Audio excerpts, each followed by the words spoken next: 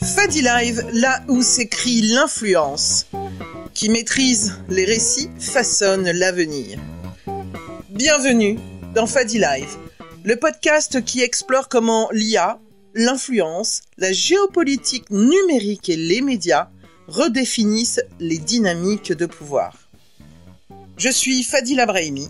J'accompagne dirigeants et organisations à affirmer leur influence et à construire un leadership adapté aux enjeux numériques. Dans Fadi Live, nous décryptons les transformations du pouvoir à l'heure des IA, des algorithmes et de la guerre des récits. Experts, décideurs et citoyens confrontent leur vision en live. Et vous, où vous situez-vous dans ce monde en mutation ? Allez, abonnez-vous et rejoignez le débat.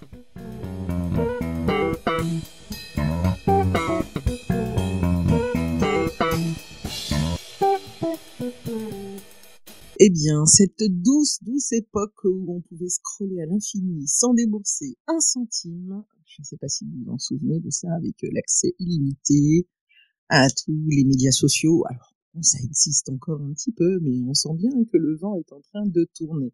On a connu le modèle freemium, qui nous a un petit peu séduit aussi, par ses promesses assez alléchantes. C'est un peu comme la tranche de fromage gratuite au supermarché. Venez goûter. Et puis en fait, on commence, c'est gratuit, on débute, et puis in fine, avec un peu plus de goût, eh bien, on craque et on sort le portefeuille et on finit par payer. On a connu alors évidemment aussi l'attente de toutes les mises à jour gratuites, et puis le modèle aussi qui nous permettait finalement d'échanger un petit peu nos données sans le savoir parfois, notamment avec ce fameux mantra: si c'est gratuit, c'est toi le produit. Et puis, aux surprises, depuis hier matin, Meta a décidé de protéger nos chères têtes rondes européennes, a priori de moins de 18 ans, à l'assaut des publicités. Donc, en somme, les mineurs pourront accéder de manière illimitée à Facebook sans publicité. Et puis, si vous êtes majeur, eh bien, il faudra donc payer au moins 10 € pour protéger vos données, ou en tout cas naviguer dans Facebook sans publicité. On verra derrière tout ce que ça veut dire d'ailleurs, payer ou pas payer. Est-ce que gagner ce prix, est-ce que ça vaut le prix ?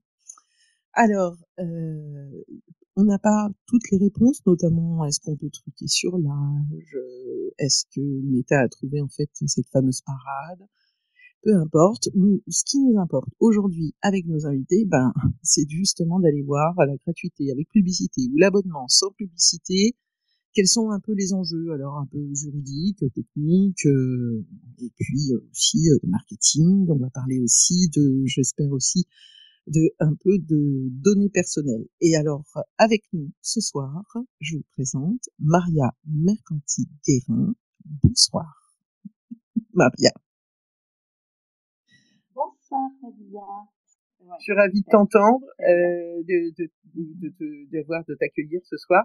Donc, tu es maître de conférence, directrice de recherche en marketing digital. J'ai un petit peu résumé ta bio, j'ai pas tout dit, oui. Mais par contre, je souhaite quand même citer le fait que tu as édité un livre, le Crash, le jour où Internet a fait faillite. Oui, c'est ça. Tu m'entends bien là? Parce que oui, tout à fait. Oui. Oui, Web Crash, le jour où le web a fait faillite. Donc, en fait, c'est un bouquin qui reprend un peu toutes les fausses promesses marketing, économiques du web, tous les problèmes, toute la poussière qu'on cache sous le tapis depuis quand même plusieurs années.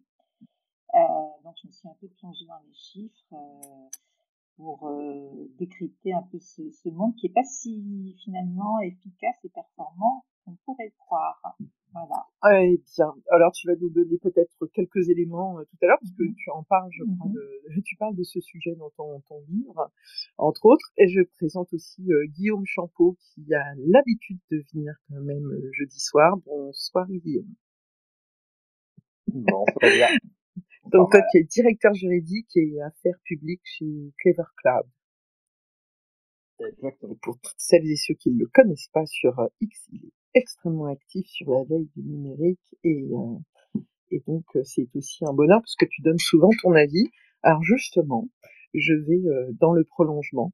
J'aimerais que tu puisses nous dire pourquoi aujourd'hui, pourquoi Meta aujourd'hui se réveille et nous demande notre consentement à accueillir, on va dire, les publicités et à choisir notre mode gratuit ou prendre un abonnement.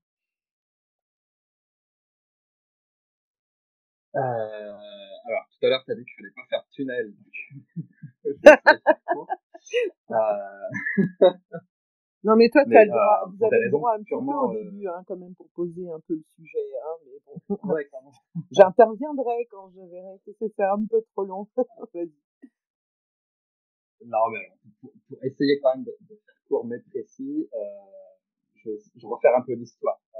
Quand Facebook se lance dans les années 2000, il se lance avec un modèle économique qui est assez simple, qui est vous venez gratuitement sur la plateforme et en échange, on analyse tout ce que vous faites dessus et on va permettre à des annonceurs, grâce à cette analyse-là, de venir vous cibler pour vous proposer des publicités. Et donc, c'est tout le modèle de publicité ciblée que Google avait aussi un peu commencé, mais que Facebook a intensifié, et qui permettent de faire ce qu'on appelle du micro-targeting pour venir afficher des publicités extrêmement ciblées sur des profils bien particuliers de population. Donc, chaque annonceur va payer peu de publicités, mais des publicités qui vont être affichées uniquement aux utilisateurs qui sont susceptibles d'être intéressés. Donc, ça un rapport de coût de ce qu'on appelle le ROI, le retour sur investissement, qui va être très favorable par rapport à la publicité plus traditionnelle où on s'adresse à une masse de population statistique et puis à l'intérieur on espère qu'on va avoir des clients potentiels pour le produit qu'on essaie de vendre. Et ça a duré jusqu'à là, il y a encore quelques jours. Sauf que entre temps, il y a un texte européen qui est le RGPD qui a été adopté en 2016, qui est rentré en application en 2018, et ce texte-là, il impose un certain nombre de choses, ou il réimpose, parce qu'en réalité, il n'a pas changé de tant de choses que ça au niveau des fondamentaux du droit à la protection des données, mais il rappelle que, notamment, on ne peut pas faire un certain nombre de choses avec les données personnelles sans avoir le consentement de l'internaute. Facebook, comme la plupart des gros acteurs américains, a fait de la résistance. Ils ont tenté des biais de contournement en disant notamment que la publicité ciblée n'était pas basée sur le consentement, parce que le RGPD donne plusieurs bases légales qui sont possibles, notamment le consentement, mais pas que. Et dans les autres bases légales, il y a le fait d'exécuter un contrat ou l'intérêt légitime. Et Facebook a commencé à dire, nous on affiche de la publicité en vertu du contrat que vous passez avec nous quand vous venez vous inscrire sur la plateforme, vous acceptez nos conditions d'utilisation, et c'est ça qui nous permet d'acheter de la publicité ciblée. Et c'est absolument pas conforme au RGPD. Je passe un peu les étapes, mais en gros, ça a duré ça jusqu'à il y a quelques mois où le CEPD, l'organisme européen qui réunit les différentes CNIL européennes, a fini par taper du poing sur la table et à dire à la CNIL irlandaise, qui est la CNIL de référence pour Facebook, vous devez absolument dire à Facebook d'arrêter d'utiliser le contrat comme base d'affichage des publicités ciblées et vous devez leur imposer d'avoir le consentement de l'internaute pour pouvoir cibler des internautes avec de la publicité. Et ça, c'était le 27 octobre dernier, donc il y a quelques jours. Et Facebook a réagi à ça en disant, bah, puisque c'est comme ça, on va faire un modèle où soit vous acceptez d'avoir nos publicités ciblées et puis vous pouvez continuer à utiliser Facebook gratuitement, soit vous payez donc 10 euros ou 13 euros en fonction de si on le fait sur ordinateur ou sur téléphone chaque mois pour pouvoir continuer à utiliser Facebook, mais cette fois sans avoir de publicité. Et ça, on pourra rentrer dans les détails, mais c'est aussi consécutif à une décision de la Cour de justice de l'Union européenne qui a autorisé implicitement ce type de modèle, même s'il y a vraiment un gros doute sur le fait que ce soit légal. Alors, J'ai pas fait non, trop non, mais je pense que c'était bien de faire un point sur historique et puis sur les différentes étapes. Et si je t'ai aussi posé cette question, c'est parce que il y avait quand même une annonce. Alors j'ai pas le texte exact sous les yeux, mais quand on a eu la pop-up sur Facebook de Meta, il était indiqué que c'était lié en fait aux différentes lois. On avait un petit peu l'impression que Ouais. c'était oh ben vous venez comme vous et nous savons tous qu'il y a le DSA qui vient d'être depuis fin août. Ça laissait supposer en fait que Meta se mettait en conformité d'une certaine manière. Enfin, j'ai- C'est ça. ça Alors, laissait supposer. le texte, je le laisse sous les yeux, c'est faites un choix concernant les publicités. Dans le cadre de l'évolution des lois dans votre région, vous pouvez maintenant choisir de continuer à utiliser les produits Meta gratuitement en nous autorisant à utiliser vos informations pour les publicités ou vous abonner pour les utiliser sans publicité. Ouais. Mais en fait, il n'y a aucune évolution. C'est ça. On est bien. Ou alors, ils ont une temporalité qui est un peu étrange parce que ça fait, comme je disais tout à l'heure, ça fait 5 ans que le RGPD est en vigueur. C'est ça, voilà. Donc le RGPD, oui, depuis 5 ans, et donc c'est pas suite aux récentes lois. Voilà, donc je trouvais que c'était intéressant comme déjà dès le départ de pouvoir poser ce point-là. Et je vais enchaîner justement, demander aussi à Maria de pouvoir nous dire en fait qu'est-ce que ça induit derrière. Euh, Là, la promesse de Meta, c'est de nous dire c'est sans publicité. Euh, Ça, c'est la partie, on va dire, visible de l'iceberg. La pa- Oui, oui, oui, surtout. En fait, c'est vrai que niveau juridique, enfin, je me suis un peu plongée dans le, dans cette bataille juridique. On se rend compte déjà que Meta est très malin puisqu'il exploite toutes les failles de l'Union européenne, parce que finalement, on se retrouve avec plein d'acteurs, plein de législateurs qui disent pas la même chose. Et donc, il y a différentes CNIL. Alors, la CNIL irlandaise serait soupçonnée d'être, je dirais, très indulgente envers Meta. Voilà. L'affaire a quand même été relancée par la CNIL norvégienne qui était très mécontente que Meta finalement voilà, ne bouge pas beaucoup. En 2024, il y a le Digital Market Act qui arrive, qui redit ce qu'a dit Guillaume, hein, c'est en fait qui redit le RGPD mais en ayant un focus plus gatekeeper, donc plus accès grande plateforme sociale. Et Meta, il essaye toutes les stratégies. Donc la première, ça a été je paye, donc il en a pour plusieurs centaines de millions d'euros d'amende qui s'étalent sur plusieurs années, un peu comme Google, hein, c'est-à-dire qu'en fait ces grands du numérique acceptent maintenant de payer des amendes tout en continuant à pas respecter la loi. Et puis là, il est malin parce qu'il se dit, mais en fait, c'est une super opportunité financière parce que si je fais payer à quelques utilisateurs, ils vont finalement me rapporter plus que la pub à laquelle ils allaient être exposés. Donc on va peut-être rentrer dans le détail voilà, des revenus générés par les utilisateurs et on se rend compte que finalement, ceux qui payeront, ils achètent quelque part leur vie privée qui a été prise en otage et ils vont payer beaucoup plus. Ils vont en fait apporter à Meta beaucoup plus d'argent que s'ils avaient accepté de la publicité ciblée. Donc, donc en fait, je dirais que c'est finalement l'affaire est très très bonne pour Meta.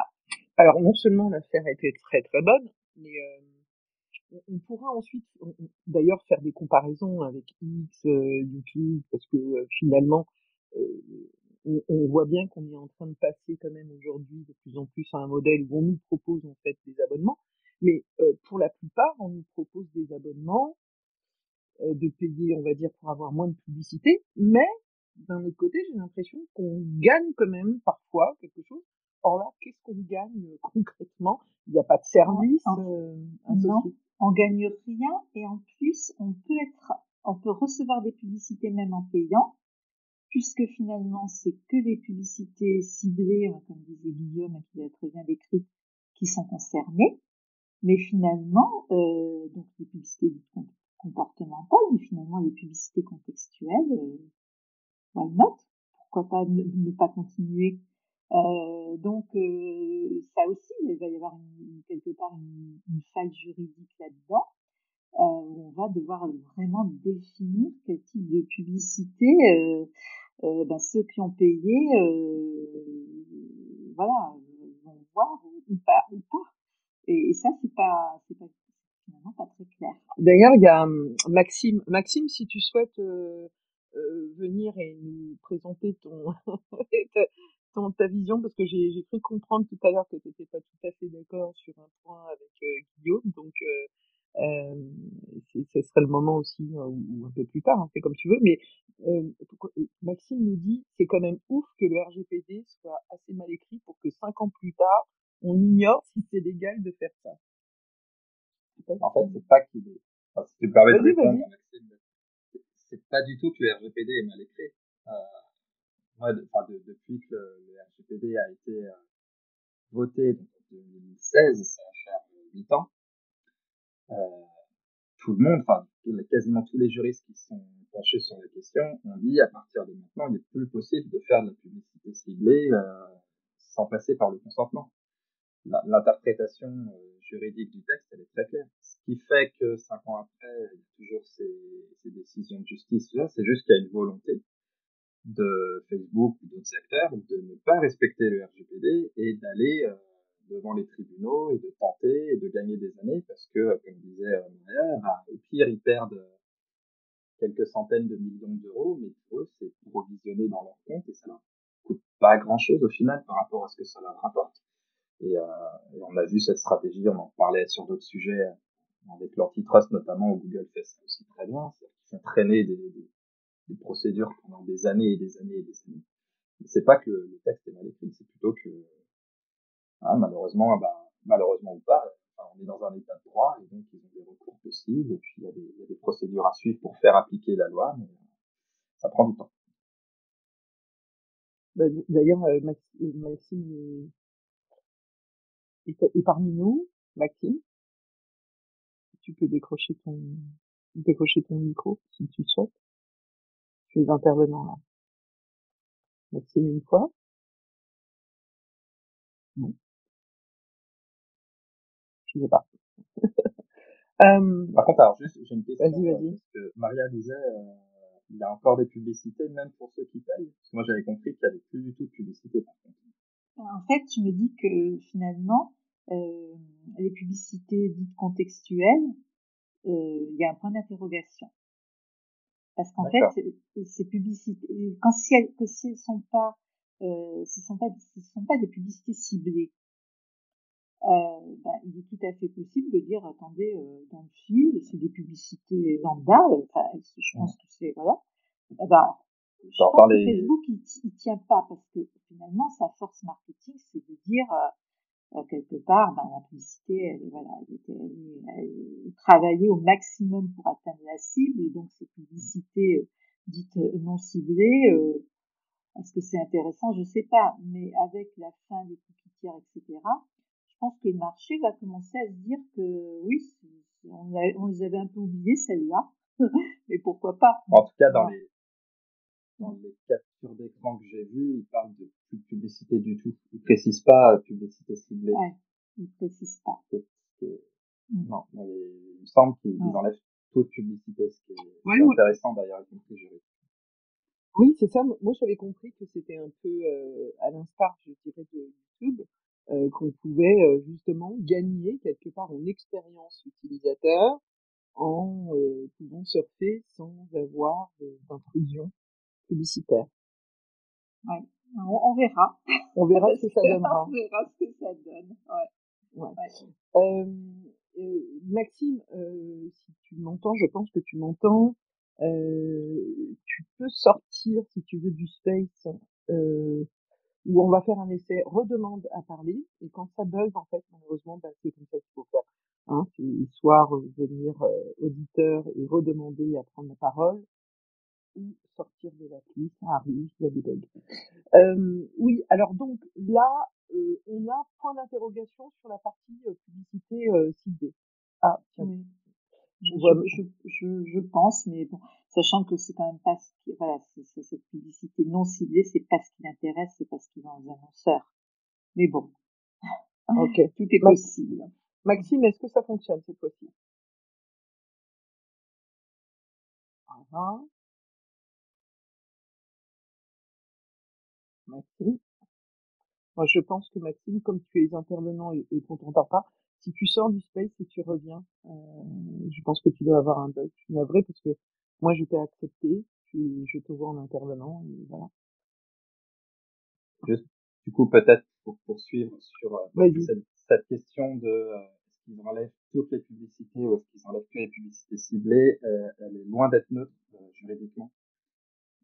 Et pour le coup, j'ai l'impression qu'ils ont été assez malins. C'est-à-dire que moi, la compréhension que j'en ai eue, c'est qu'ils enlèvent toutes les publicités. En tout cas, c'est le message qu'ils donnent. Il me semble que dans leur tableau comparatif entre qu'est-ce que vous avez quand vous avez l'offre gratuite, ce que vous avez quand vous avez l'offre payante, il me semble qu'ils disent qu'il n'y a plus de publicité du tout. Et c'est assez malin parce que juridiquement, s'ils avaient uniquement supprimé des publicités ciblées et qu'ils avaient gardé des publicités contextuelles ou juste affichées à tout le monde, euh, ce qu'ils auraient quasiment officiellement vendu, c'est le respect du privé. C'est-à-dire qu'en fait, ils vendent un droit, ils vous vendent le fait de respecter votre droit fondamental à la vie privée. On va y revenir parce qu'à mon avis, c'est le problème de fond, ça. Là, ils vont, pour quelque part neutraliser cette critique-là, ils disent, mais non, en fait, c'est pas ça qu'on vous vend. Ce qu'on vous vend, c'est le fait, comme tu disais, d'avoir une meilleure expérience utilisateur, parce que vous n'avez plus de publicité du tout. Donc, vous avez le choix entre, vous entrez gratuitement et puis vous avez des publicités, mais ils vous précisent pas ciblé, pas ciblé, ou vous allez payer et à ce moment-là, vous n'avez plus de publicité du tout. Sauf qu'on sait bien qu'en réalité, les publicités de Facebook, elles sont toutes ciblées. Donc, c'est un discours qui est très hypocrite. Parce que ce qu'ils vendent, c'est réellement le fait de ne pas être traqué à des fins publicitaires. Bah, Ça, justement, dans tu viens l'analyse juridique qu'ils en font, ça aura des conséquences très importantes. d'utiliser un terme qui me semble quand même assez important, c'est que je prends l'abonnement pour ne plus avoir de publicité. Est-ce que pour autant, je suis traqué ou pas? De ce que je comprends, tu es traqué toujours pour cibler les contenus qui te sont affichés, mais ils n'utilisent plus les informations de tracking pour des fins publicitaires, ni sur Facebook, ni sur des sites tiers. Je dis ça sous réserve parce que j'ai pas pris le temps d'étudier Ouais. leur nouvelle privacy policy, mais c'est ce que je comprends. Alors moi, j'ai fait un petit sondage, je dis petit, j'ai fait un sondage et j'ai 87 votes. Alors on peut pas dire que ce soit hyper représentatif, surtout que c'est lié principalement à mon audience, probablement, enfin je pense une grande majorité. Et je leur ai demandé justement si ils allaient accepter l'abonnement, payer ou pas payer. Alors on rappelle quand même que l'abonnement, il est à 12,99 € si on le prend via en fait l'application et il doit être un peu moins de 10 € lorsqu'on le prend depuis l'ordinateur. Et si en plus on cumule Facebook et Instagram, on arrive presque à 20 €. On a 95%, 95,4% des gens qui ont dit gratuité. Alors, je n'ai pas forcément l'explication. Moi, je vais supposer, vous allez me dire si vous êtes assez d'accord là-dessus, si vous voulez compléter et réagir à cela. J'ai l'impression que les gens n'ont pas envie de payer, bah, d'abord parce qu'ils utilisent Facebook depuis très longtemps et que peut-être, avons-nous finalement accepté, nous en France, d'être le produit d'une certaine manière. Peut-être que justement, à force finalement d'avoir des paiements un petit peu à droite et à gauche, et ben, ça commence en fait à cumuler, hein, puisque depuis plusieurs années, si vous êtes utilisateur des médias sociaux, vous êtes probablement sur au moins quatre médias, et donc bah, à un moment donné, il faut choisir là où vous voulez payer. Euh, et puis, peut-être aussi l'autre point, c'est que, in fine, le fait d'avoir une expérience utilisateur sans publicité, c'est un service qui est pas, qui est plutôt cher payé, en fait, tout simplement. Je sais pas, Maria, est-ce que tu as à peu près la même... J'ai l'impression qu'on m'entend pas. Ici. Si, si, Ah bon, je ok. t'entends. Maria, je l'entends pas en revanche. Ah, Maria? Enfin, j'entends pas non plus. Je pense que le Oui. bug n'est pas de ton côté. Du coup. Ah d'accord, très bien. Donc c'est la plateforme. Aujourd'hui, on n'est pas gâté. Ça arrive, hein, c'est comme ça. C'est aussi le live. Maria, comme on t'entend pas, peut-être que ce qu'on va faire, c'est qu'on va relancer. Je vais te supprimer là de la liste des intervenants et je vais te réinviter ou tu recliques. Voilà, je te réinvite à parler. J'espère que le bug sera résolu. Ou sinon, de ton côté, tu peux appuyer sur le micro qui est en bas pour redonner. Ah, voilà, ça y est. Maria, tu peux tester cette fois-ci pour voir si ça fonctionne? Tu m'entends? Voilà. Ah oui, là, on t'entend. Voilà. C'est Non, bon. mais j'ai loupé une partie de, de l'intervention de Guillaume, du coup, bon, je sais pas ce qui s'est passé. Ok. Donc, Guillaume n'a ah, rien dit, d'accord. tu m'as entendu quand j'ai parlé du résultat du Et sondage? non, donc, c'était quoi? À mon avis, alors, je fais une hypothèse, c'est moins de 5%. Oh, bravo.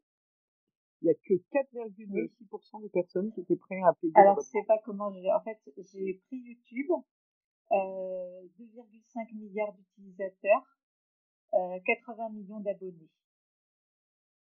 Et voilà. Donc, j'ai calculé hein, que c'est environ 3,2% des gens qui payent. Donc, je me suis dit, bah, ça va être pareil sur Facebook. Et encore, je pense que ce sera encore moins. Parce que pour le coup, il y a des vrais passionnés de YouTube et qui se lancent, enfin, qui est aussi beaucoup dans la musique. Enfin, donc, en termes d'engagement, bon, bien sûr, c'est pas Spotify, mais ça apporte enfin, je trouve que voilà, c'est un réseau qui a bien évolué, qui apporte une vraie valeur. Et là, sur Facebook, à mon avis, ça sera peut-être moins. Voilà.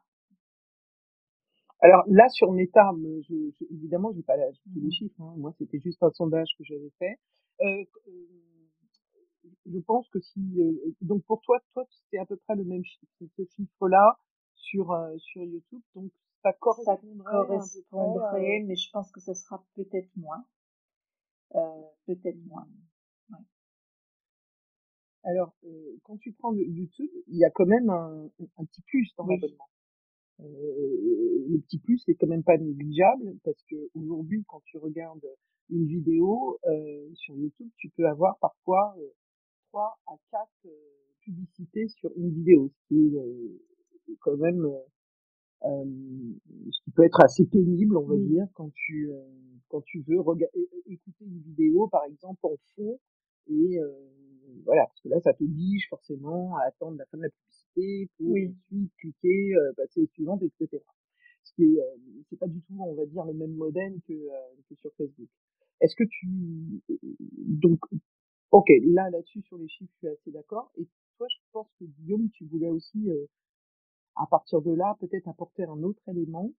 Je sais pas, hein, mais j'ai entendu tout à l'heure. Est-ce que tu voulais parler de notre rapport, nous, aux données, à cette notion transactionnelle à l'américaine et le fait que pour nous, en France, c'est quand même un droit fondamental, mais pour autant, quand on regarde le nombre d'abonnements, on voit que les gens ne sont pas forcément prêts à payer pour leurs données personnelles, pour protéger leurs données personnelles.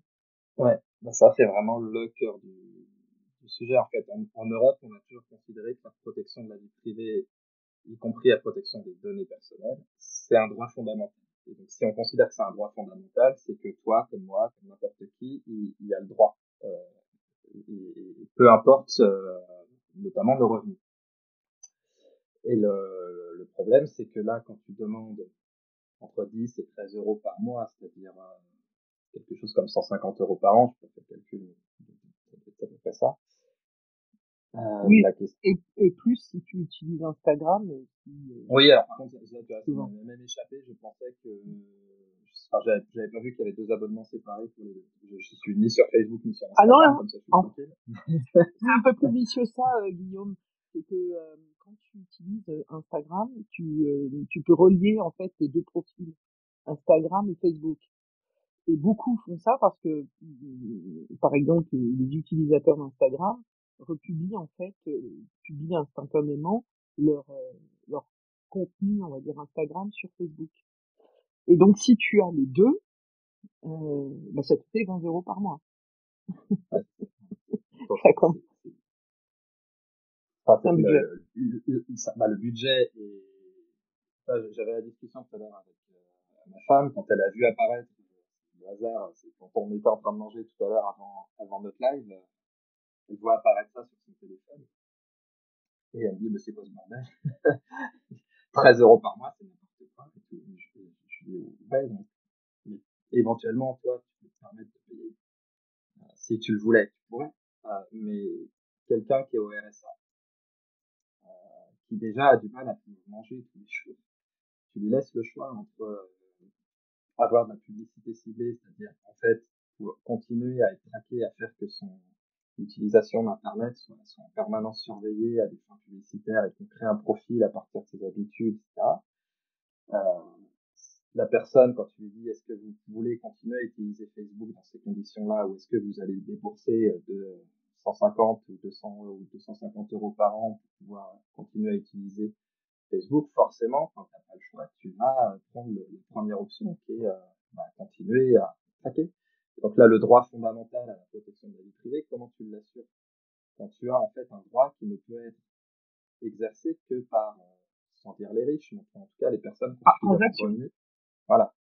Et ça, c'est complètement contraire à toute la construction depuis des décennies du droit à la protection de la vie privée en Europe. Et c'est même, si tu m'autorises 2 minutes de droit, citer ce que disent les textes. C'est pour ça que moi, je suis très, très surpris par la décision de la Cour de justice de l'Union européenne du 4 juillet dernier, qui a dit que Facebook pourrait, euh, contre une rémunération, je vous les guillemets, appropriée. Donc, ça, c'est aussi la question de savoir est-ce que 10, 13 euros par mois, c'est approprié. Pour moi, clairement non. Ça, c'est vrai. Voilà. Mais en tout cas, Ouais, la CJUE a dit contre une rémunération appropriée, Facebook peut vendre l'accès contre le fait qu'il n'y ait plus de tracking sur son site. Mais c'est complètement contraire à un considérant qui est dans le RGPD, que je peux vous lire, qui dit le consentement ne devrait pas être considéré comme ayant été donné librement si la personne concernée ne dispose pas d'une véritable liberté de choix ou n'est pas en mesure de refuser ou de retirer son consentement sans subir de préjudice.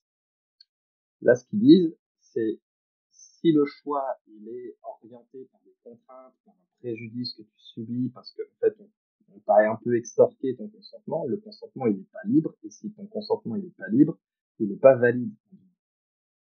Donc quand tu dis aux gens, soit vous payez 13 euros par mois, soit vous me donnez le droit de venir quelque part violer votre vie privée, le consentement, peut-être que pour moi qui ai un salaire convenable, je vais avoir un consentement libre, ça se débat, mais peut-être.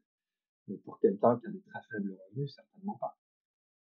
Donc, alors là, on a le même prix pour tout le monde. Hein. C'est pas comme les impôts où, en fonction de ses ressources, on va payer un prix différent.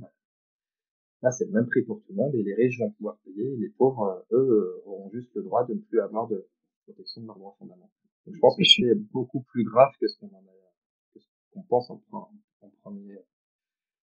Moi, je suis d'accord avec toi parce que je trouve que philosophiquement, et puis ensuite on va donner la parole à Marie, hein, mais je pense que c'est un des points les plus importants parce qu'aujourd'hui on parle de la publicité, mais c'est vraiment en fait quelle définition aujourd'hui. Enfin, c'est surtout, enfin, je vais essayer de reformuler correctement. Si je lis tous les textes aujourd'hui de la Commission européenne, euh, j'ai l'impression que l'un des leitmotifs, c'est la défense de nos données, la protection de nos données.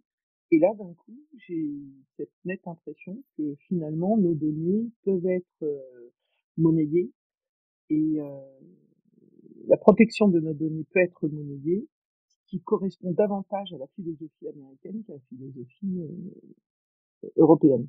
Voilà. C'est là où je suis moi aussi un petit peu questionneuse. Marie, bonsoir. Oui, bonsoir, bonsoir tout le monde. Bienvenue. Merci Fadila. Mais moi, c'était plus par rapport, par rapport aux abonnements. Moi, j'avoue être abonnée à YouTube. Et c'est une question de confort par rapport à ne plus avoir de publicité. Et une question aussi que c'est pratique quand justement on voyage. Je voyage énormément, Fadila me connaît. Et que parfois on n'a pas internet sur place. parce qu'on est un peu des globetrotters, c'est pratique parce que du coup, on peut anticiper, enregistrer plein d'émissions, de reportages, etc. et les regarder quand on n'est pas sous réseau. Ça, c'est bien. Mais c'est vrai que malgré qu'on est tous les deux avec un salaire, là, je le partage cet abonnement avec mes 2 grandes filles. Mais c'est vrai que si je dois commencer à avoir payé des abonnements YouTube, maintenant Instagram, Facebook, là, c'est pas possible. Même avec 2 salaires. Alors, on parle même pas justement des gens qui ont pas trop les moyens, où c'est compliqué. Et enfin, voilà, là, je trouve ça absurde et enfin, ça devient enfin, c'est plus un témoignage par rapport au si je paye, oui, pour YouTube parce qu'il y a des émissions, etc., mais je vais pas payer pour le reste, en fait. Non, mais ton témoignage, c'est le témoignage d'un utilisateur. Oui, voilà. Voilà, tu as tout à fait raison. Et c'est vrai que on peut regarder côté individu, mais dès qu'on a un regard et qu'on comptabilise pour une famille, ça peut commencer à devenir en fait énorme.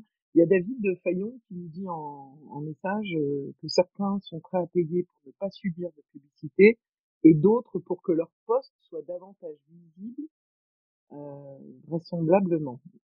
Ah, ça, je ne savais pas que le fait de payer, ce serait sur Facebook, permettrait, ou sur Instagram, de voir des posts plus visibles. Est-ce que ça Je pense serait que aussi David fait la référence. visibilité? Je pense Je que pense David fait à référence à X. X. Oui, je pense. Hein. Ah non, tu Ah, as parce plus qu'il a de pas visibilité à partir du précisé. moment où tu payes un Insta, tu as plus de visibilité. Ça, c'est clair.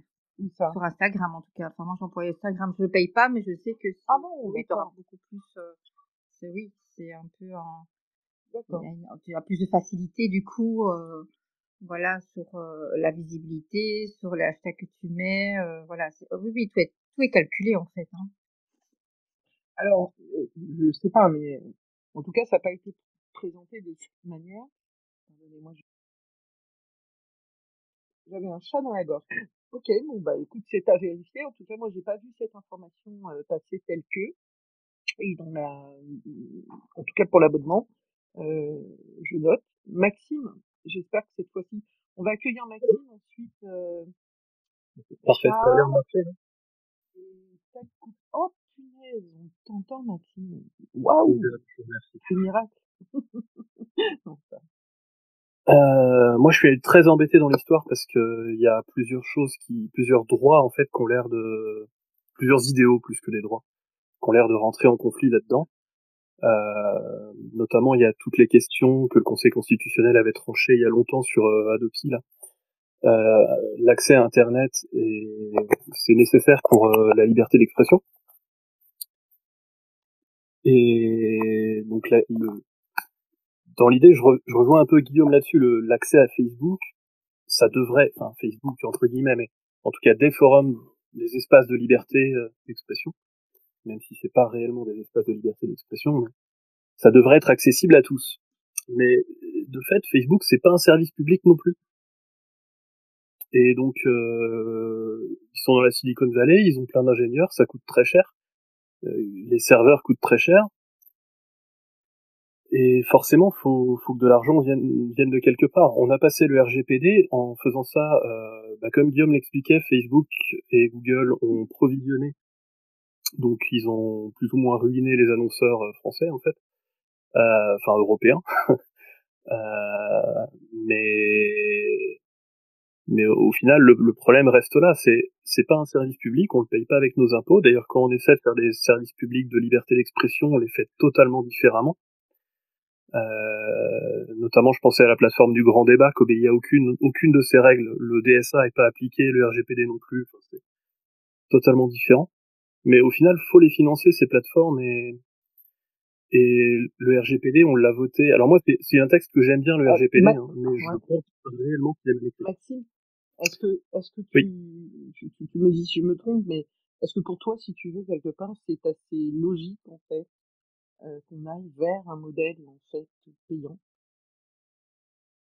En fait, pour moi, c'est compliqué et c'est très problématique. Tout est problématique là-dedans. C'est-à-dire que les gens veulent du gratuit. C'est un fait, hein, les gens veulent du gratuit. Comme Marie le disait, elle veut pas payer 18 millions d'abonnements. Mais en même temps, faut bien payer le service et ils veulent pas de service public et le public ne veut pas mettre un service en place de ce genre-là. Donc, au final, la seule façon de se rémunérer, enfin, non, je vais pas dire la seule. Pour des réseaux grand public type Facebook, la façon la plus évidente de se rémunérer, c'est la pub ciblée. Après, il y a d'autres types de réseaux sociaux, notamment LinkedIn, qui peut se rémunérer différemment. YouTube, en vrai, pourrait se rémunérer différemment. Twitch peut aussi. Ouais, mais t'as quand même une différence, Maxime. D'ailleurs, je reprends un commentaire de Didouille qui nous disait que la plupart des plateformes aujourd'hui proposent ont un modèle freemium, donc une partie gratuite et une partie donc payante. Mais tu prends LinkedIn. Oui. Si tu payes en fait ton abonnement LinkedIn, qui d'ailleurs est probablement le, le plus cher d'ailleurs, parce que je crois que c'est 54 € pour le premier, je dirais le premier prix par mois, 54 €, ce qui est assez cher. Mais derrière ça, en fait, tu peux faire du sourcing, tu peux faire du emailing, tu Oui, as bien sûr. une illimitée, donc tu as un certain nombre de services Oui. qui s'accompagnent.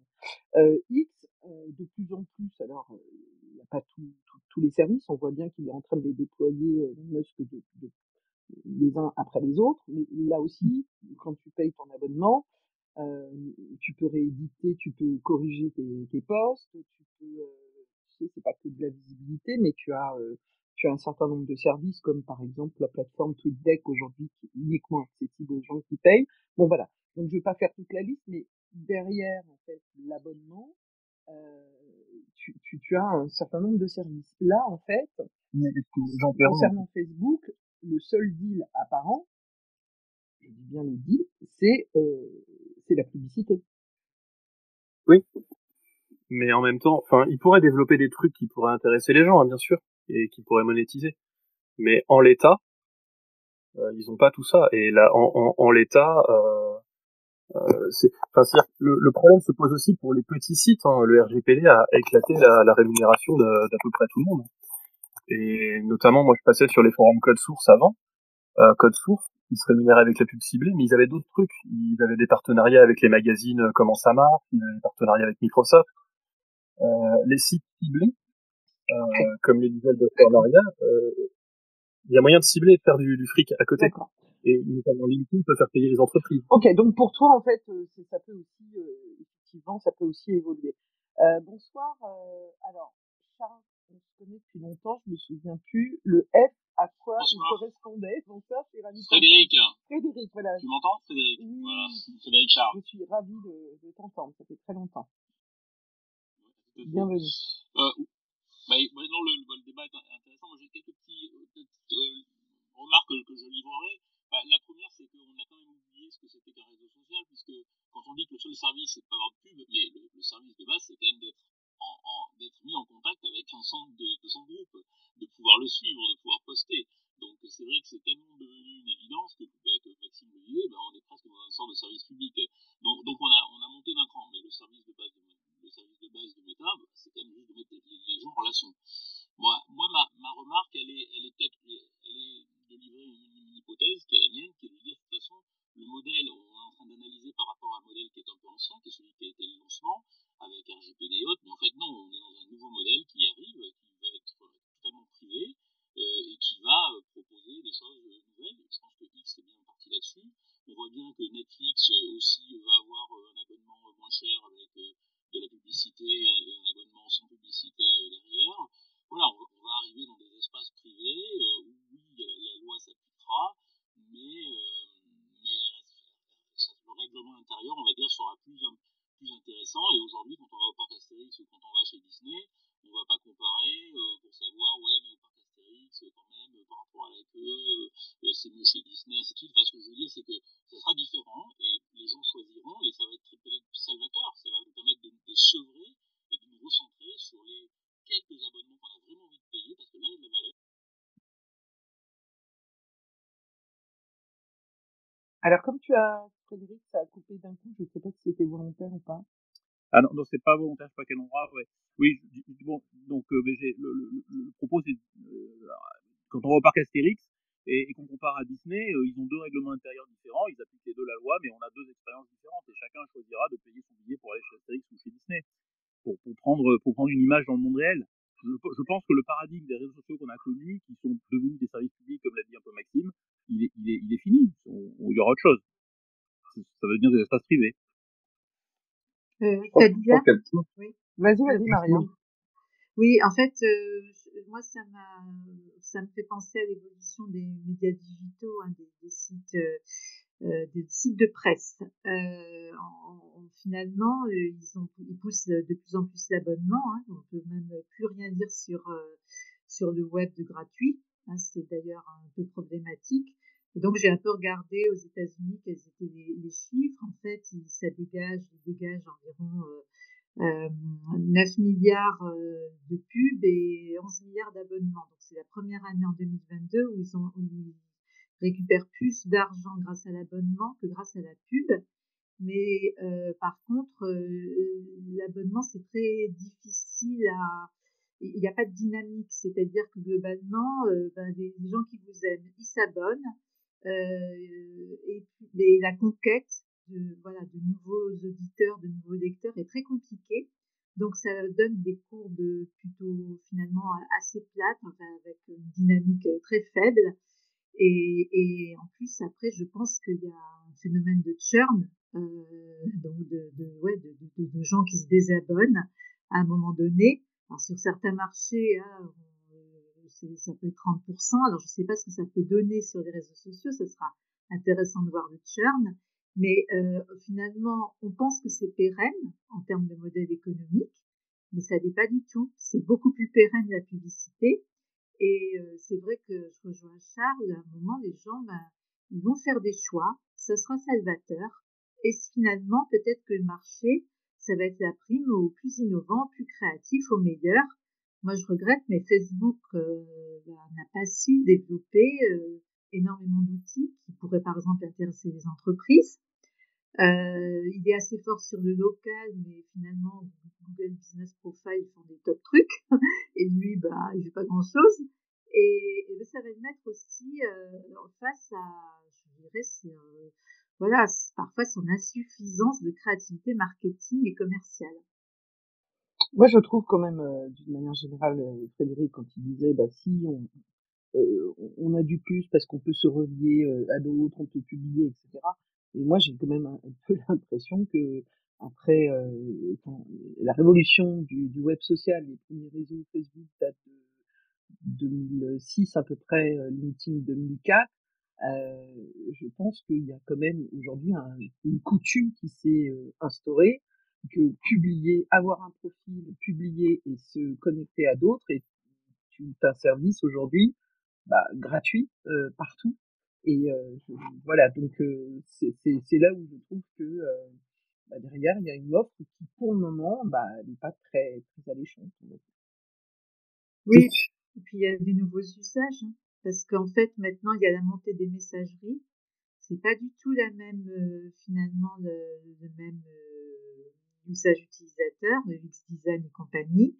Il y a des jeunes aussi qui ont une façon d'apprendre les réseaux sociaux qui est très différente, avec tous les formats courts, les reels, les stories, où ils ont beaucoup plus à cœur de préserver leur vie privée. Quand on va sur Instagram, vous allez sur Insta, la majorité des profils des très jeunes, il y a une seule photo. Voilà. Donc ils communiquent autrement finalement.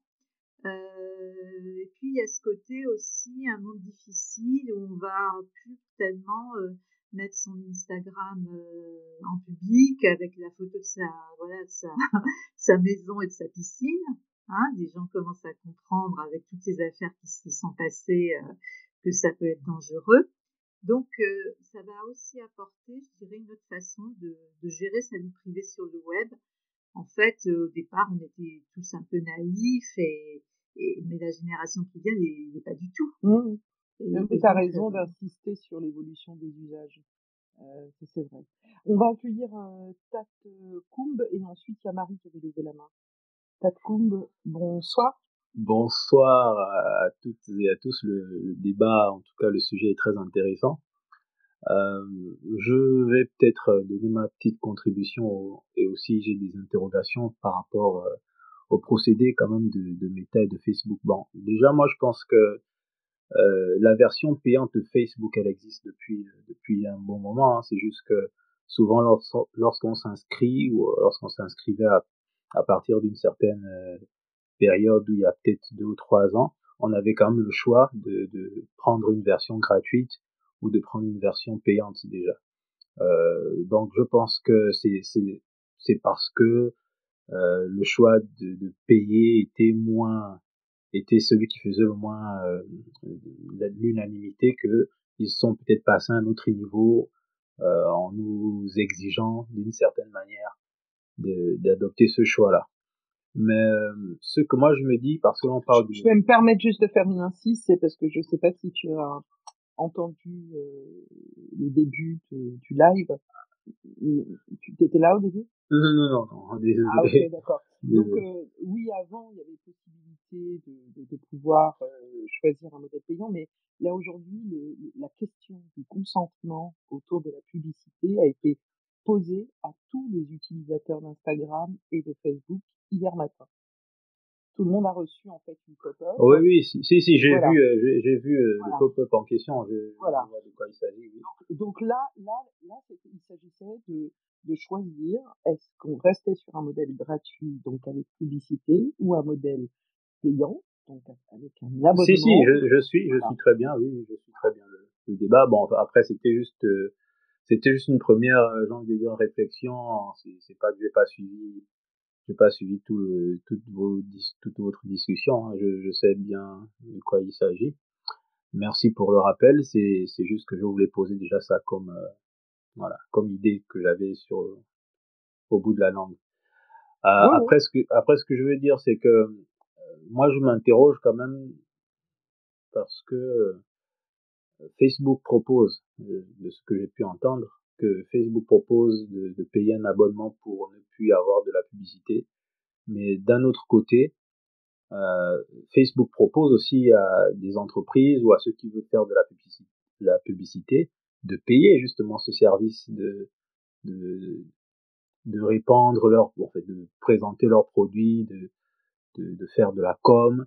C'est aussi un service que Facebook propose à ces entreprises. Donc, est-ce que c'est pas, j'ai envie de dire, j'ai pas envie d'utiliser le terme arnaque, mais c'est quand même un double jeu parce que si Facebook, un seul instant, on se dit que tous les utilisateurs décident de prendre l'abonnement payant, comment les publicités, ceux qui font les publicités continuent justement de faire leur publicité parce qu'ils n'auront plus d'énormément d'audience, de personnes à toucher. Bon, c'est un peu ça, c'est un peu ce que je me dis. Donc, on est en même temps du côté de l'utilisateur, mais on peut aussi être du côté des entreprises parce que on est plusieurs entrepreneurs, on aimerait aussi souvent pour faire la promotion de nos produits, utiliser la publicité pour avoir plus de couverture. Et on se positionne comment? Est-ce qu'il n'y a pas un conflit quelque part aussi à ce niveau? Donc, c'était ça mon interrogation. Guillaume, Maria, je sais pas si vous souhaitez. Non, mais oui, c'est vrai vas-y. que oui, au niveau des entreprises, oui, elles payent. Alors, en fait, je veux revenir un peu en économie. On appelle ça les marchés bifaces. Donc, et dans les marchés bifaces, en fait, la valeur de tous les réseaux sociaux, c'est la mise en contact. Voilà. Et effectivement, il faut bien qu'à un moment, il y en ait un qui paye, mais donc on avait considéré que c'était les entreprises, grâce à la publicité, finalement, on paye une mise en contact. Et c'est quand même assez étrange de se dire que maintenant, on va demander aux consommateurs de payer pour ne pas être mis en contact. Voilà. Donc, on sort complètement même des modèles économiques de base, en fait. Voilà. Ça risque d'avoir un impact d'ailleurs sur les entreprises, non? Voilà. C'est vraiment sur ça que je m'interroge par rapport au sujet. Non, Oui. en réalité, tout est fait, c'est ce qu'on disait tout à l'heure, moins de 5% de gens qui acceptent de payer plutôt que de voir des publicités. C'est-à-dire que 95% du marché reste accessible pour les annonceurs. Et le but, c'est plutôt que les gens ne payent pas d'abonnement. Enfin, faut pas se leurrer. Le montant, il est élevé pour que les gens cliquent sur je continue à utiliser gratuitement. Alors, Je continue à former des personnes. Alors, juste un petit chiffre, justement, sur ce que ça rapporte à la pub, donc à Facebook, hein. Donc, on raisonne en ARPU, hein, revenu généré par les utilisateurs, hein, et donc, j'ai regardé un peu les chiffres. Donc, un Américain rapporte à Facebook par donc, au quatrième trimestre 2022, parce que cet ARPU est calculé par trimestre, $58 à Meta. Parce que voilà, il clique, il va acheter des produits via la pub, etc. Donc ça dépend donc il rapporte pas mal d'argent. Et nous, les Européens, nous ne rapportons à Meta que $17,29. Et le problème de Facebook, enfin de Meta, c'est qu'il s'est dit bon, je suis bloqué en Chine, aux US ça va bien, les Européens, franchement, bon, c'est des petits joueurs, donc je vais me mettre en Inde, et puis ils développent énormément de choses en Inde. Or, l'ARPU en Inde, c'est à peu près $2. Donc, il est coincé sur cette zone-là, et finalement, la zone européenne devient extrêmement importante pour lui, parce que finalement, c'est $17,29. Il aimerait bien au moins la rapprocher en termes d'ARPU des $58 que lui procure un consommateur américain. Et je pense que il en est là de sa réflexion, plus toutes ces amendes, plus le fait que maintenant quand même s'il joue au chat et à la souris, ça devient très compliqué pour lui, parce que voilà, donc je pense qu'il est quand même un peu acculé sur la zone européenne, parce qu'on n'est pas très rentable pour lui, et qu'en plus il a plein d'emmerdes avec nous. Voilà, donc on était là de ces réflexions. C'est bien ce paysage, un petit voyage. Merci Maria pour ce panorama. On va passer la parole à Marie qui avait levé la main, et ensuite à Frédéric. Marie.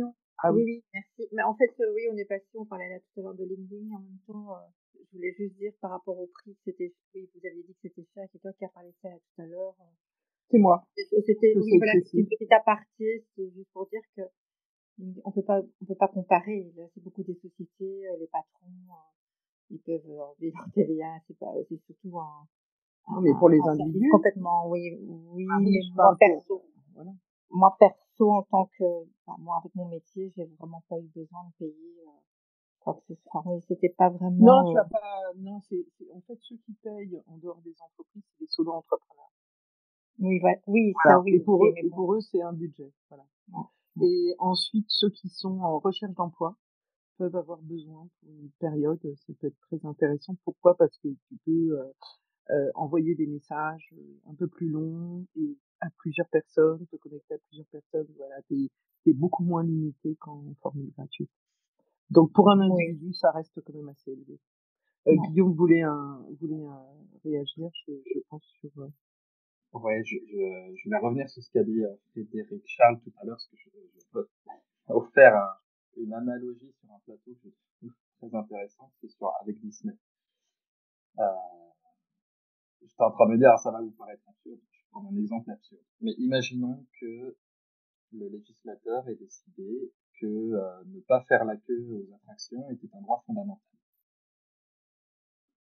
Est-ce qu'on tolérerait que Disney fasse payer un fast-pass? A priori non, puisque si on a décidé que ne pas faire la queue aux attractions c'est un droit fondamental pour tout le monde doit être sur un pied d'égalité, et donc il n'y en a pas qui peuvent payer un fast-pass pour bénéficier de ce droit-là. Et en fait, ce que fait Facebook là en mettant un accès payant, c'est exactement ça. C'est-à-dire que ceux qui peuvent se permettre de payer leur respect à un droit fondamental le font, et tous les autres ont accès au service en renonçant à leur droit fondamental. Et pour répondre à Maxime, je suis d'accord que Facebook, c'est pas un service public, c'est une entreprise qui doit faire des bénéfices, c'est son objet social, son engagement auprès des actionnaires, il doit faire des bénéfices, donc il doit enregistrer de l'argent. Personne ne l'oblige à avoir un accès gratuit financé par de la publicité ciblée. Si demain Facebook décide que Facebook devient payant, comme Disney décide que l'accès au parc Disney c'est payant, bah très bien, c'est son modèle. Toute la difficulté, c'est quand on essaye de jouer sur les deux tableaux et de dire c'est payant pour ceux qui veulent bénéficier des conditions qui sont celles imposées par le RGPD, et par contre pour ceux qui veulent bien renoncer à leur droit fondamental, c'est gratuit. Bah non en fait, sinon les lois ne servent plus à rien. Voilà, je vais juste revenir là-dessus, ça me paraît. Bah, merci à toi. Bah, d'ailleurs, Frédéric a levé la main, donc il pourra réagir s'il le souhaite. Et puis Maxime aussi, puisque tu auras répondu aux deux personnes. Frédéric, qu'est-ce que tu veux? Non, j'avais pas levé la main, j'avais applaudi sur sur la symétrie, sur le contrat symétrique en disant les entreprises payent effectivement dans LinkedIn et dans la publicité plutôt, et puis pas les particuliers. Et puis on est en train de voir un inversement. En fait, oui, dans une mise en relation, il y a deux parties et en fait il faut savoir laquelle va payer, voir le modèle mixte entre les deux. On est en train de faire évoluer ça. C'est ça. Mais oui, et j'approuve le fast pass de Guillaume qui m'a été aujourd'hui de faire la queue dans un parc d'attractions n'est pas encore un droit fondamental, heureusement. Qui sait. J'adore le droit de faire la queue. Ok. Maxime? Oui. Je suis totalement d'accord que la vie privée est un droit fondamental. Par contre, l'accès à Facebook n'en est pas un. Et donc pour moi, c'est là-dessus qu'il n'y a pas de contrainte en fait. Soit la personne a l'argent, soit elle accepte de donner ses données personnelles, soit elle ne va pas sur Facebook.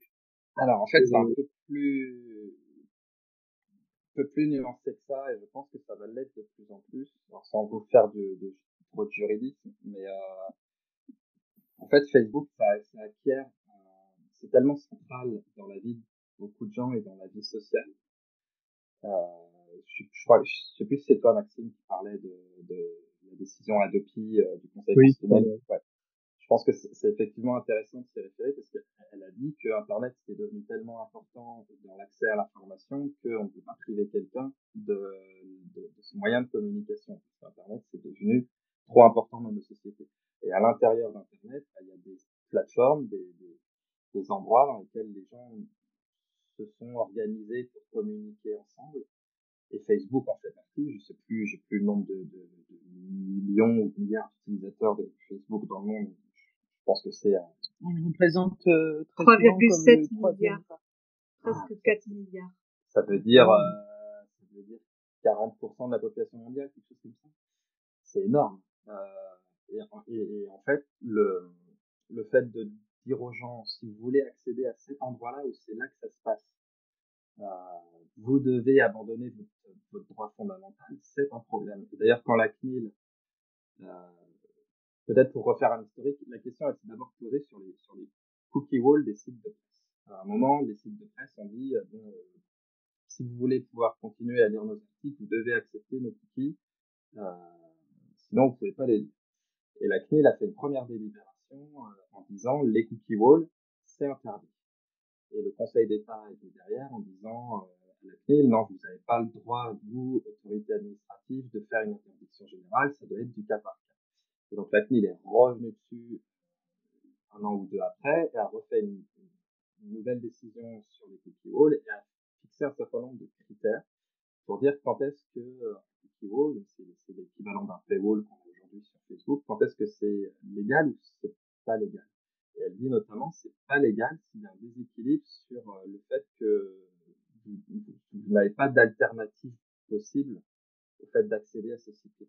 Et Facebook, si c'est vous devez aller sur Facebook parce que c'est là qu'est votre club de sport, parce que c'est là qu'est l'endroit où vos voisins ont décidé de s'organiser pour organiser des soirées, des choses dans la vie de quartier, parce que c'est là où votre mairie communique ses informations, etc., etc. Bah, en fait, ça devient, sans dire que c'est un service public, c'est pas un service public, mais c'est un service privé qui a presque une fonction de délégation de service public, ou c'est un truc qui est un peu bizarre entre les deux. Il y a des implications juridiques.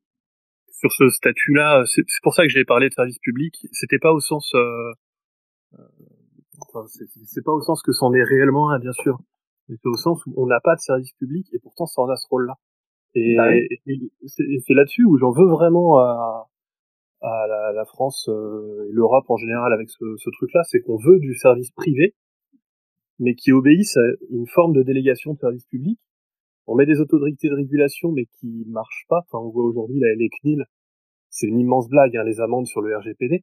Et au final, comme tu le disais, Guillaume, les GAFAM provisionnent les amendes.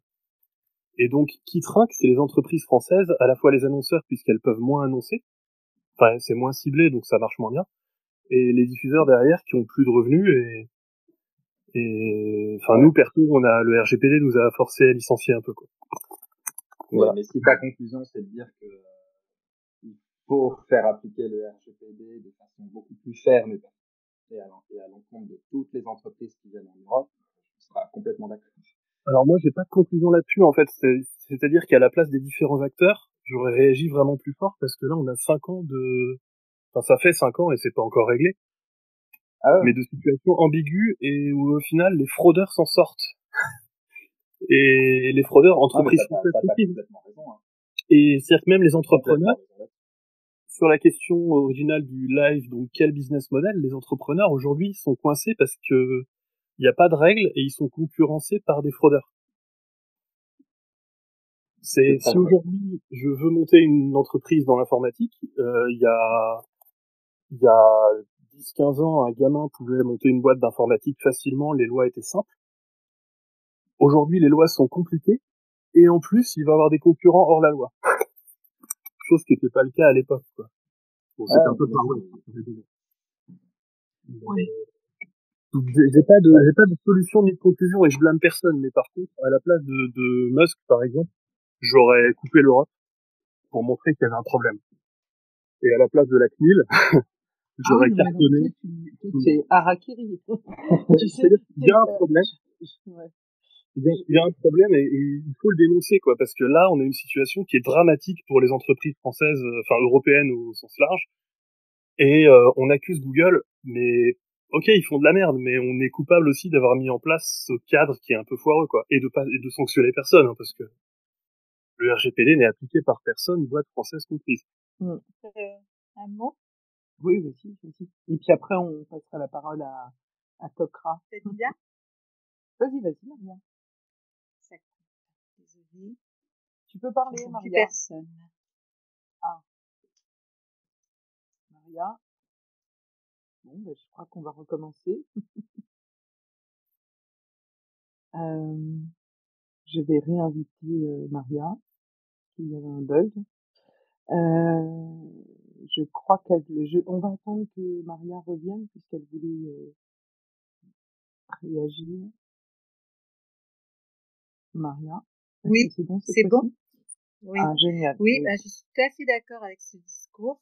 En fait, on a d'un côté des entreprises françaises qui ont joué le jeu. Quand on voit en fait, la difficulté de Criteo à retrouver, à pivoter, la fin du retargeting, finalement, avec voilà, les cookies tiers et dans tout ce qui s'ensuit, où il y a des fleurons quand même, hein, des boîtes qui marchaient très très bien et qui sont en difficulté parce qu'ils respectent finalement notre législation, et puis à côté les fraudeurs qui eux ont un gros trésor de guerre, donc ils peuvent se permettre de payer quelques centaines de millions de dollars ou d'euros d'amende, et nos entreprises françaises qui elles eh ben voilà, soit elles changent de modèle économique, soit elles sont tellement les amendes, c'est très compliqué pour elles de les payer parce qu'elles ont moins de trésor de guerre. Et ben, je trouve que c'est finalement quand on parle de souveraineté européenne, digitale, numérique, on en est très loin. Et j'ai l'impression que l'Europe a voulu mettre une sorte de barrière à l'entrée législative, mais qui fonctionne pas bien, et que finalement on se tire plus une balle dans le pied qu'autre chose. Mais ça, pour moi, c'est la question politique central, en fait, c'est ce que disait Maxime, je le comprends complètement. C'est-à-dire on s'est fait des lois, on a fait des lois en Europe pour protéger nos valeurs, mais on n'est pas capable de les faire appliquer, et donc ceux qui les violent ont un avantage concurrentiel par rapport à ceux qui les respectent. Mais si la conclusion de ça, c'est de dire que les GAFAM notamment essayent de dire tout le temps, c'est en fait abandonner ces lois-là parce qu'elles défavorisent les entreprises américaines, et donc faites les choses à l'américaine en abandonnant vos valeurs européennes. D'un point de vue politique, je trouve ça dramatique. Donc en fait, il faut pas se dire que le RGPD est un mauvais texte parce qu'il pose problème aux entreprises européennes. Ce qui est mauvais, c'est de ne pas réussir à faire appliquer à faire respecter notre RGPD. C'est d'être capable de dire à Russia Today quand il publie des choses qui devraient pas publier en Europe, c'est on coupe le signal. Par contre, on n'a jamais été capable de faire la moindre menace de couper le signal à Facebook, à Google, à Amazon, etc. Et à un moment, je vais pas dire quelque chose qui va faire bondir énormément de monde, mais quand la Chine décide d'interdire un certain nombre de plateformes américaines pour privilégier les entreprises chinoises qui respectent les lois chinoises, certes, ça pose des problèmes démocratiques, mais en tout cas, ils ont des entreprises qui respectent les lois chinoises. Nous, en Europe, on est totalement dominé par des entreprises qui décident de ne pas respecter les lois européennes, et on a un pistolet à eau pour les menacer. Ça, pour moi, c'est le principal C'est un problème. vrai sujet. On va accueillir Tokra. Bonsoir, Tokra. Oui, bonsoir. Vous m'entendez? Oui. Ah, ok, super. Ouais, en fait, bon, j'avais demandé à intervenir juste avant, mais je pense que Maxime a un peu tout dit et Guillaume a un peu renchéri. En fait, le problème qu'on a aujourd'hui, c'est qu'on est responsable de cette position des acteurs américains. Je m'explique. On s'est toujours laissé connecter. On a nos politiques, ils se sont créés leur compte d'influenceurs maintenant sur Twitter, sur Facebook, les mairies, comme vous l'avez dit. En fait, je pense que le problème, la root cause, en fait, elle vient de là. C'est que nos institutions politiques n'ont pas été en mesure de se dire à aucun moment, oula, qu'est-ce qu'on fait?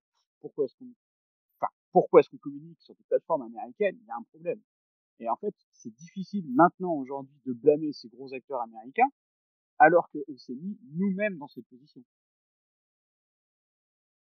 Donc voilà, c'est juste ça. Voilà, c'était l'intervention de Maxime a complété ce que je voulais dire, et du coup, je vais conclure avec ça. T'as vu quand même, là, comme on en revient toujours au sujet de souveraineté. Oui. C'est fou. Ouais, Maria, parce que j'ai fait plusieurs spaces sur la souveraineté numérique, et on s'aperçoit que à chaque fois qu'on a un sujet même différent, on revient au même sujet, on revient sur ce sujet-là. D'où la petite phrase là de Guillaume, parce que c'est vrai que tout ça, en fait, ça questionne, parce que d'un côté, on a l'impression qu'on a en plus du RGPD, qu'on n'arrête pas de légiférer entre le DSA et puis le DMA. Là, on a la loi numérique. Tiens, on vient d'apprendre d'ailleurs que c'est reporté à février là sur le débat de la commission. Et donc c'est sûr qu'aujourd'hui ça questionne, et c'est pour ça que tout à l'heure je disais que au-delà du sujet, je dirais autour de la publicité, la question qui est posée aujourd'hui, c'est comment en fait aujourd'hui l'Europe a finalement laissé passer aussi. Vous avez parlé des entreprises, mais moi aussi c'est par rapport aux données personnelles, la possibilité de pouvoir monnayer nos données personnelles. Donc c'est deux sujets entre les entreprises. Bien ça, je sais pas si je résume bien, un peu à la volée. Non, mais c'est vrai que on le voit d'ailleurs, l'Europe est pas unie aussi, hein. Quand on voit la différence d'attitude des différentes CNIL, on voit qu'aussi, quelque part, ces acteurs américains, ils profitent des divisions européennes. Et ça, c'est vrai que c'est un problème. Voilà. Alors, je pense qu'il y a beaucoup de lobbying. et que c'est très compliqué maintenant d'essayer de construire quelque chose. Mais quand on peut même revenir, par exemple, la place du numérique dans l'État digital qui est en train de se construire. Quand on est, je sais pas, au fin fond de la Creuse, quand on a 85 ans, que bientôt on pourra pas payer ses impôts autrement que par Internet, bah, ça pose la question finalement d'un Internet complètement privé versus un Internet public. En fait, il y a, ça va plus loin à la limite que les réseaux sociaux. C'est la place du web dans la société qui fait qu'à un moment, oui, le web, finalement, dans son ensemble, est un service public, finalement. Oui, public, oui, parce que ça devient effectivement, c'est aussi le lien social. Et si on inscrit le lien social comme étant quelque chose aussi d'indispensable, on peut dire qu'aujourd'hui, Facebook s'est installé, je pense, dans le cadre familial et amical comme un indispensable pour un certain nombre je dirais, de personnes qui sont en lien avec je veux dire, des membres de la famille ou des amis qui sont notamment à l'étranger. Je partageais avec vous quelques réactions écrites.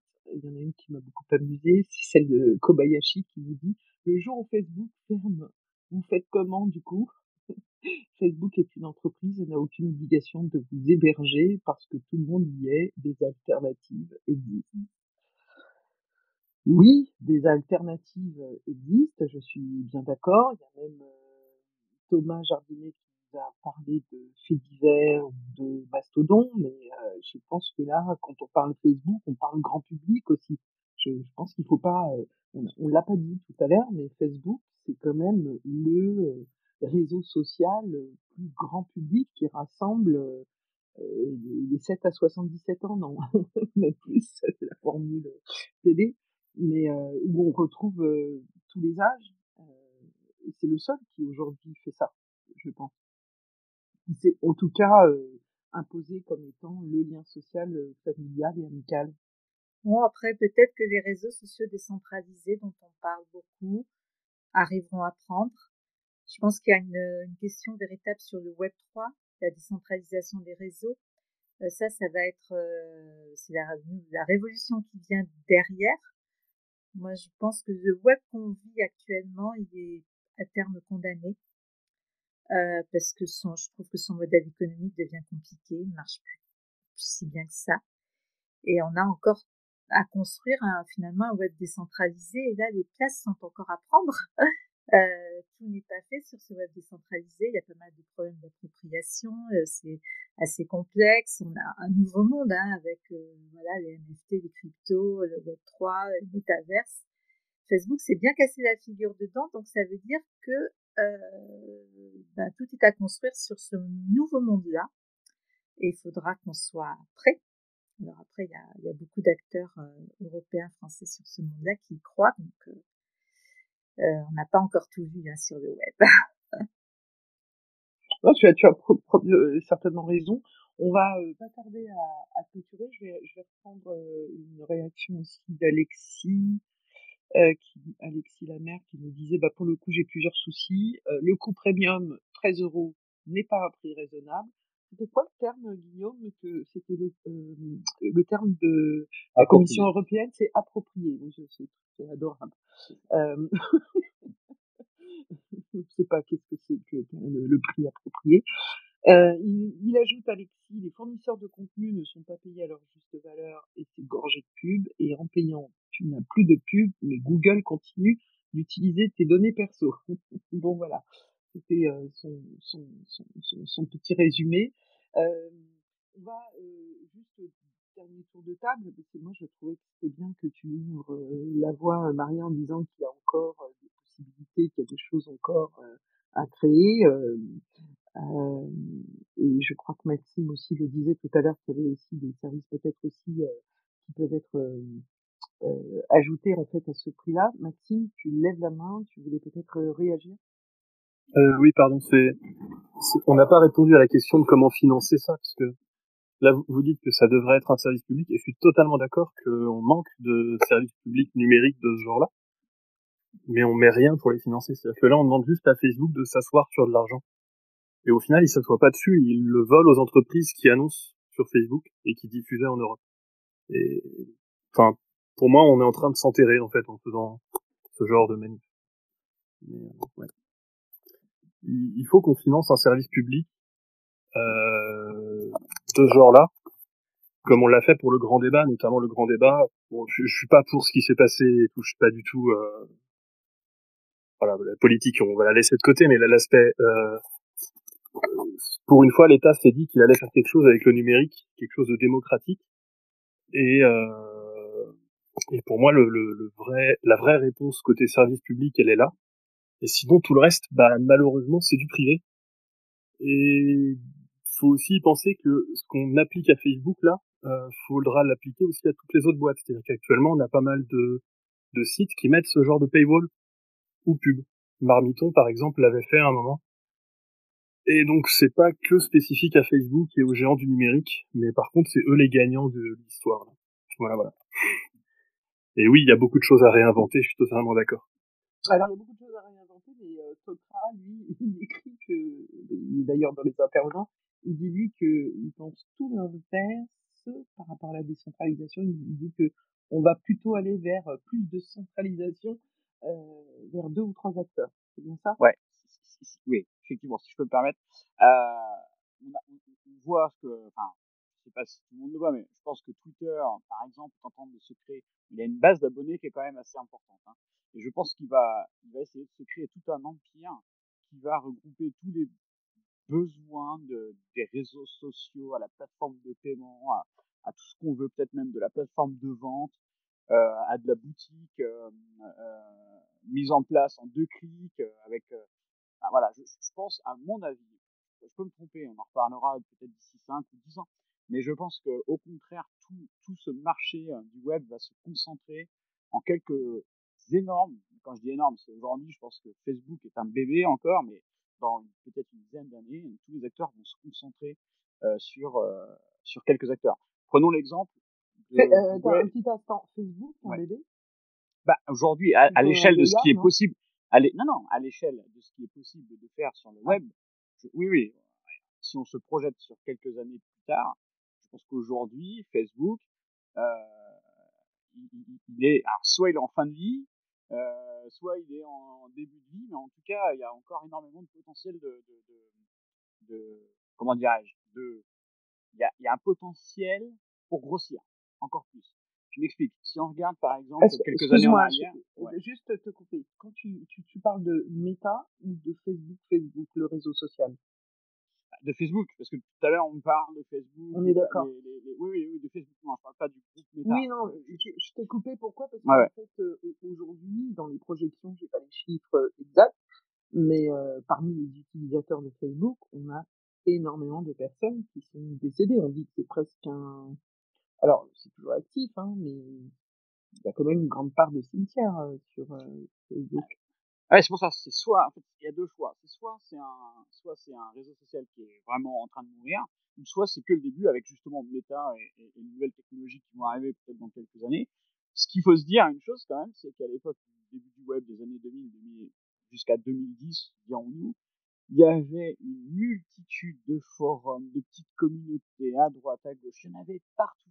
Aujourd'hui, tout est concentré sur 3-4 réseaux sociaux. Et vous verrez que demain, ça sera de pire en pire et peut-être les sites web peut-être seront négligeables, il n'y aura plus beaucoup de sites web et on fera que cette espèce de plateforme micro-blogging, réseaux sociaux, tout en un.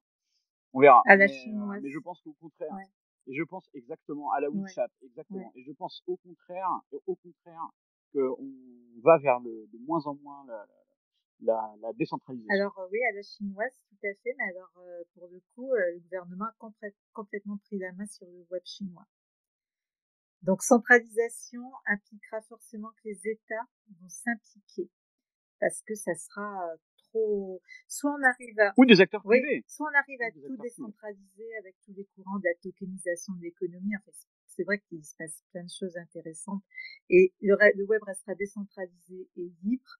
Si c'est un web ultra centralisé, oui, avec les méta-applications, en e-commerce, il y aura plus qu'Amazon. Enfin, À ce moment-là, les États qui sont déjà un peu impliqués dans la gouvernance du web vont, vont, vont rentrer dedans parce qu'ils ne pourront pas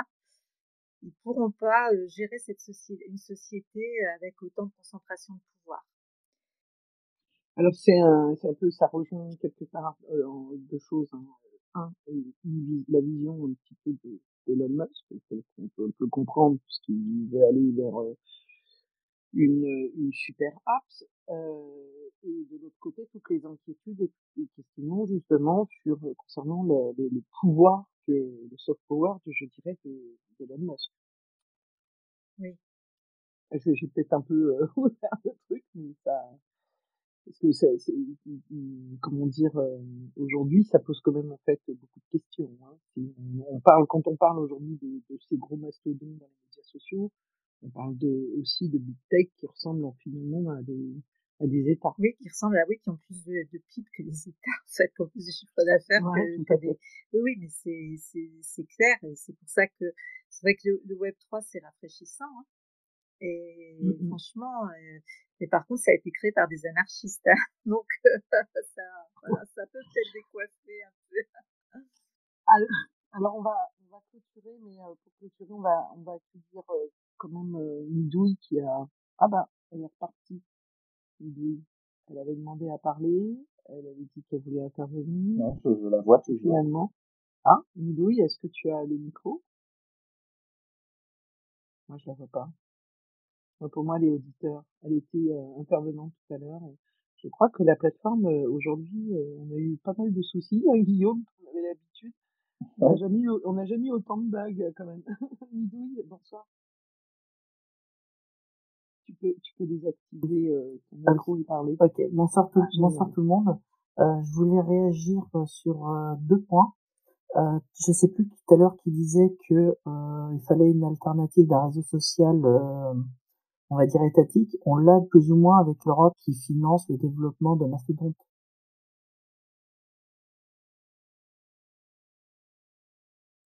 Ah bon? Ça, je sais pas. Si, l'Europe donne des financements au développement ça n'aide pas tout le projet, mais ça aide à financer une partie du projet. Et je voulais revenir aussi sur ce que disait Tokra. Moi, je suis une très grande fan de science-fiction et de cyberpunk, et je trouve qu'on va de plus en plus dans une direction de méga corporations qu'on adore dans le monde cyberpunk, où les entreprises ont plus de pouvoir que les États, et on le voit bien avec les amendes qui les font juste rigoler, quoi. C'est une chatouille. C'est assez drôle parce que ce n'est pas du tout le même sujet, mais je suis en train de lire un livre justement de Raphaël Burka qui dit que les entreprises aujourd'hui que les marques ont plus de pouvoir que le politique. Donc ça rejoint un petit peu ta phrase. Les entreprises plus de pouvoir que les États. Guillaume, tu voulais intervenir? Non, je disais que j'étais totalement d'accord avec Midouille sur cette vision cyberpunk. Juste parce que je pense que ça dépasse un peu le cadre de notre sujet initial, mais sur la centralisation ou décentralisation, quand on regarde un peu l'histoire du web, elle s'est toujours faite d'abord par de la décentralisation, qui finit par de la concentration et de la centralisation, parce que ça arrange tout le monde. Ça arrange les entreprises, ça arrange les utilisateurs, parce que souvent, un service centralisé, qu'on veuille ou non, est plus performant, plus réactif, plus cohérent, etc., que des interfaces interconnectées avec des services décentralisés, et ça arrange le pouvoir parce que ça permet de mieux contrôler les choses. Et on l'a vu avec le peer-to-peer dans les fin des années 90, début des années 2000. On était tous là interconnectés nos disques durs pour s'échanger des contenus, mais en fait c'était des logiciels un peu compliqués, c'était pas toujours très bien trié, etc. On savait pas. Parfois même quand on téléchargeait un film, parfois on était un peu surpris par rapport au film de voir que tout le monde était tout nu dedans, des choses. Et ça a permis en fait l'émergence de plateformes centralisées type Deezer, Netflix, etc., qui n'ont pas connu du succès que parce que tu avais la Hadopi qui menaçait de sanctions ceux qui pirataient, mais parce que c'est juste un service qui est facile à utiliser, agréable, qui est sûr, etc.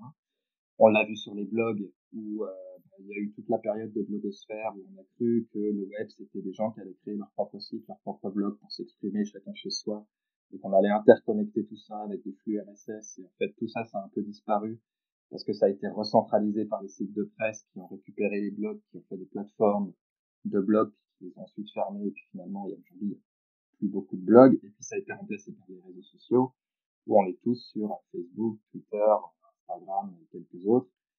Et puis, on n'a plus du tout nos blogs. En fait, nos blogs, on les a remplacés par des réseaux sociaux. Et je pense que ce sera pareil pour ce qu'on appelle aujourd'hui le Web 3. Il va y avoir une tendance de décentralisation. Et puis, à un moment, il va y avoir de la reconcentration parce que c'est presque un mouvement naturel du web depuis longtemps.